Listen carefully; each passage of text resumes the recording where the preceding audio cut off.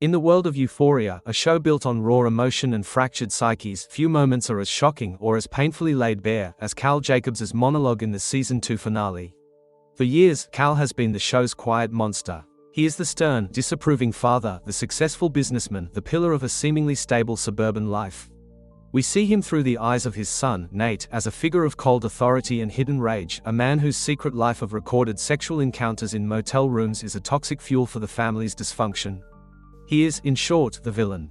And then, he walks into a nearly empty bar, orders a drink, and delivers a 6-minute speech that changes everything. Suddenly, we are not watching a monster, but a man. The question that hangs in the air long after the credits roll is simple: what are we actually witnessing? Is this a genuine psychological breakthrough, a man finally telling his truth after a lifetime of lies? Or is it something more sinister, the spectacular collapse of a narcissist, a final performance where he casts himself as the tragic hero of his own story?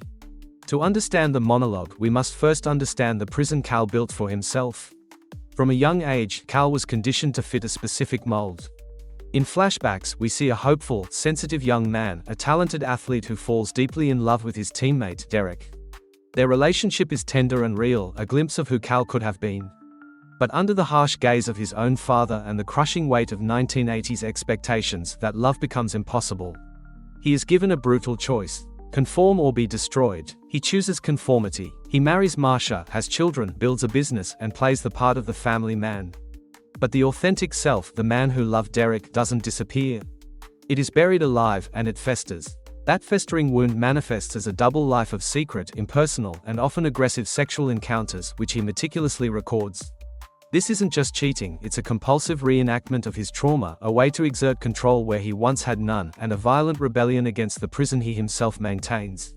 He becomes both the warden and the most tormented inmate. So, when Cal stands in that bar, the walls have literally come down. His family knows his secrets. His son has threatened him. His carefully constructed world is in ashes. The monologue begins not as an apology, but as a testimony. He recounts his story with a startling clarity: the love for Derek, the rejection from his father, the devastating choice to live a lie for the sake of a normal life. This is the part that feels like a breakthrough. For the first time, he is naming the pain. He connects the dots between his own repressed sexuality and the toxic masculinity he inflicted on Nate. He says, "I made you that way," acknowledging, however indirectly, his role in creating his son's violent turmoil. This is not the language of a classic narcissist who typically avoids true self-reflection and blames others. This sounds like someone finally seeing the chain of cause and effect, understanding that his suffering became the source of his family's suffering. The act of speaking this truth, especially on television where his community will see it, is an act of enormous risk. It is the opposite of hiding. It feels like a man tearing off a mask is worn for decades, even if it means facing the consequences. But then, we must look closer. The delivery is crucial. Cal is not weeping, nor is he speaking with quiet remorse. He is defiant, almost theatrical. He declares that he has lived without love, without friendship, without peace for decades, painting himself as the ultimate victim of societal pressures. While his pain is real, the narrative he constructs is centrally about his sacrifice, his suffering, his wasted life. There is a noticeable lack of specific, direct empathy for the people he hurt most. He doesn't say, "Marsha, I am sorry for the loneliness I caused you." He doesn't say, "Nate, I am sorry for the violence I taught you." The apology is global, wrapped in the epic tragedy of his own existence.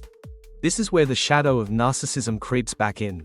A narcissistic collapse occurs when a person with narcissistic traits faces a reality that shatters their inflated self-image. Their grandiosity can't be maintained, so it often flips into a performance of profound victimhood or emptiness. They don't move towards genuine connection, they simply adopt a new role, that of the wounded hero or the misunderstood genius. Cal's monologue has hints of this.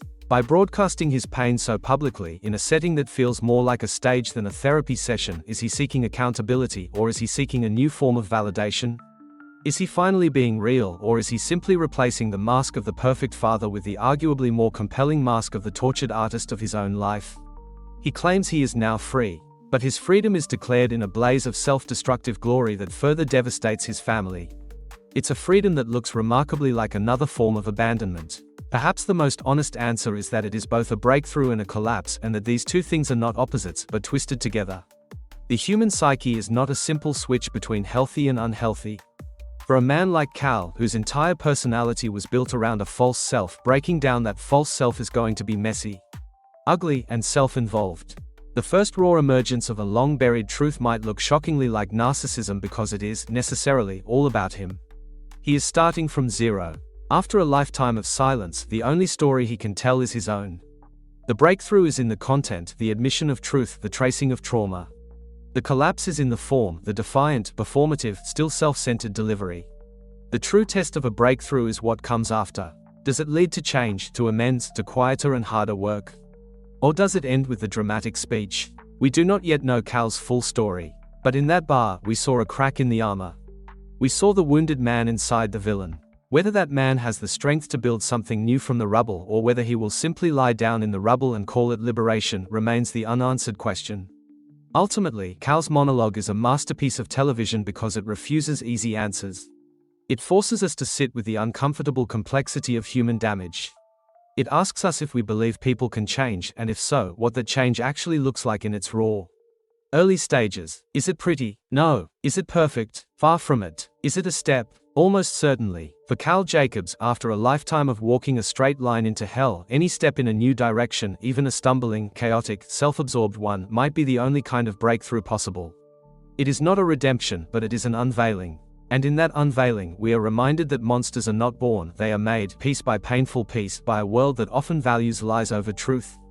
Cal's tragedy is that he chose the lie for so long that when he finally reached for the truth, he didn't know how to hold it without breaking it, and breaking everyone around him, all over again.